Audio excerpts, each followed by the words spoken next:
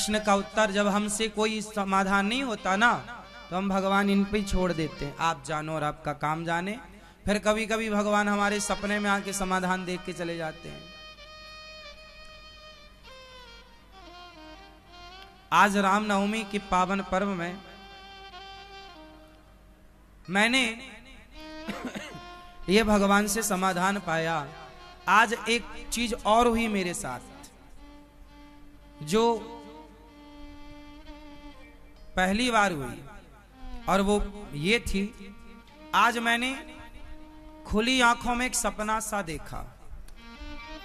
अब पता नहीं ये सपना ही था कि क्या इशारा था विधाता का, या ये मेरी कल्पना थी, या ये मेरे सपना था, ये क्लियर नहीं है, पर ऐसा कुछ आज मैंने देखा।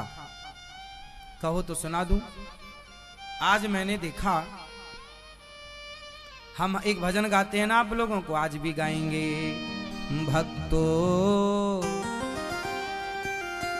स्वर्गा से आयो है संदेश, बुलावो आग्यो राम को।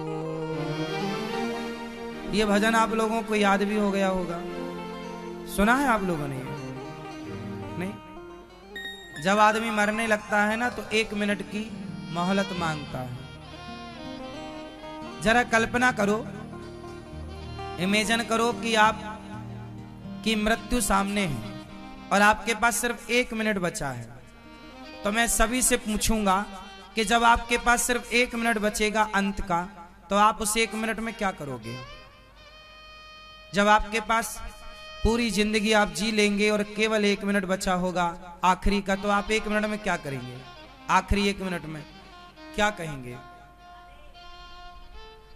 कुछ कहना चाहो हमसे, अपने पति से, अपने बच्चों से, 1 मिनट का मौका मिले और आपको 1 मिनट में ही अपने पति से या बच्चों से कुछ कहना हो, तो क्या कहोगे? क्या कहोगे भैया? कभी इस पर विचार कीजिएगा कि उस 1 मिनट का आप क्या उपयोग करेंगे। आज मेरे साथ कुछ ऐसा ही हुआ, इसलिए मैंने इस 1 मिनट का जिक्र फिर से छेड़ा आपको। आज हुआ क्या कि सुबह सुबह ये मुझे एक स्वप्न जैसा था, तो मैं जागता हुआ ही जाग ही गया था, पर यह स्वप्न ही था या कल्पना थी, ये भगवान जाने। आज मैंने देखा कि मेरा समय पूरा हो चुका था और मैं कथा सुनाते सुनाते मुझे लेने के लिए यमराज आए। तो मैंने यमराज जी से कहा कि आप मत आओ हमें लेने, भगवान जी आएंगे हमें लेने। मैं ये कह रहा था, ये बिल्कुल खुली आंखों में मैं बात कर रहा था। आज सुबह मैंने कहा कि आप मत आओ, भगवान आएंगे लेने के लिए। तो मैंने ध्यान से देखा तो यमराज के पीछे पीछे भगवान थे। तो फिर मैंने भगवान से कहा कि प्रभु आप आओ और आप लेकर चलो हमें। तो भगवान हमें लेकर जाने लगे। तो भगवान ने खुद कहा, और आप सभी भक्त लोग बैठे थे, और ये घटना व्यास गद्दी की ही थी जो मैंने देखा। तो आप सब बिल्कुल ऐसे सामने बैठे थे। तो भगवान जी ने खुद अपने से कहा कि इन भक्तों से कुछ कहना चाहोगे? तो हमने कहा आपकी आज्ञा हो, तो अब चल ही रहे हैं तो आखिरी कुछ कह लेते हैं। तो भगवान बोले ठीक है कहो और फिर चलो। तो भगवान ने मुझे कुछ वक्त दिया कहने का। तो मैंने, भगवान ने समय दिया था आप लोगों से कुछ कहने का, परंतु मैंने आप लोगों से कुछ ना कहकर मैंने भगवान से ही कहा। मैंने भगवान से उस 1 मिनट में कहा, आखिरी 1 मिनट में मैंने भगवान से कहा कि प्रभु आप मुझे वादा करो कि केवल मुझे ही लेने आए हो, ऐसा नहीं, आप मुझे वचन दो कि जितने भक्त गौरी गोपाल परिवार से जुड़े हैं उनकी कभी दुर्गति ना हो, उनका भी मोक्ष होना चाहिए। जो गौरी गोपाल भगवान जो आपकी शरण में हैं उनका कभी पतन ना हो, उनका भी जैसे आप मुझे लेने आए हैं उन भक्तों को भी आप ही लेने आइएगा जब उनका समय पूरा हो।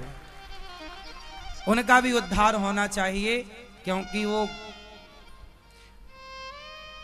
जो मैंने कहा, ये बात मैं जीते जागते कह रहा था भगवान से। मैंने कहा प्रभु, जिन जिन भक्तों ने गौरी गोपाल आश्रम की सेवाओं के लिए 1 रुपया भी दिया हो, उनका उद्धार होना चाहिए, उनकी सदगति होनी चाहिए, उनका कभी पतन नहीं होना चाहिए। और मैंने फिर दूसरी बात भी कही, मैंने दूसरी बात ये कही कि जो गौरी गोपाल भगवान की अखंड रसोई चल रही है, आप मुझे ले तो जा रहे हैं, लेकिन वो रसोई मेरे जाने के बाद भी चलती रहे और उस रसोई का जो प्रसाद पाए उसकी सारी आधी व्याधि बीमारी आप ठीक कर देंगे उस प्रसाद से। और जो उस प्रसाद को पाएगा, जो उस प्रसाद को पाएगा, उसके लिए भी आप स्वयं आकर के अपना धाम उसे प्रदान करेंगे।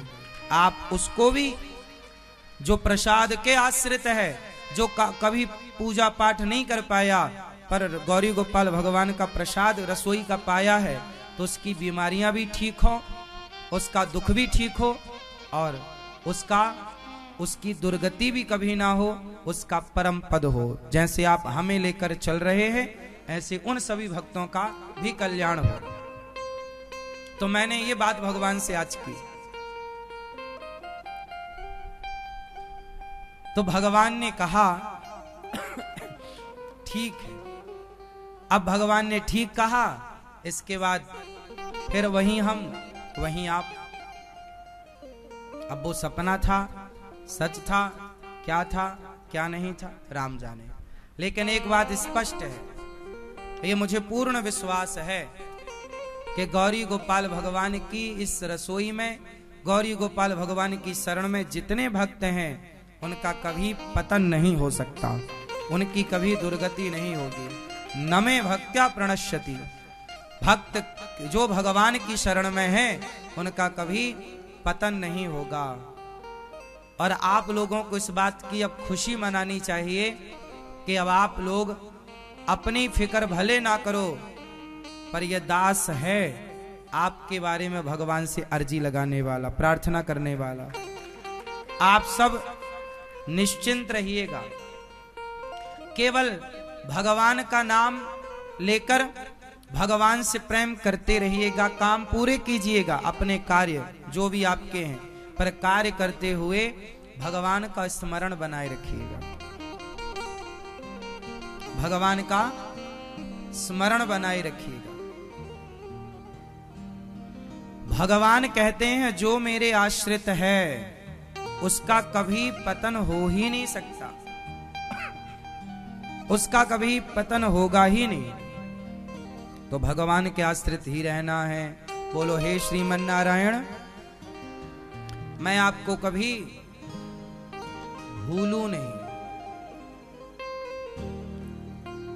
कल हम लोगों ने कथा में सुना, आज जो जो मैंने सुबह सुबह महसूस किया, जो जो मैंने देखा, वो मैंने आपसे सारी बातें ज्यों की त्यों जस की तस कह दी।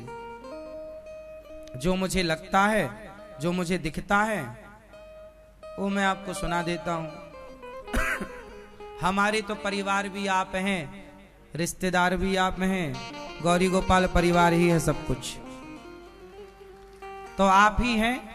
तो भगवान की बातें आपसे और आपकी बातें, तीसरा कोई है ही नहीं।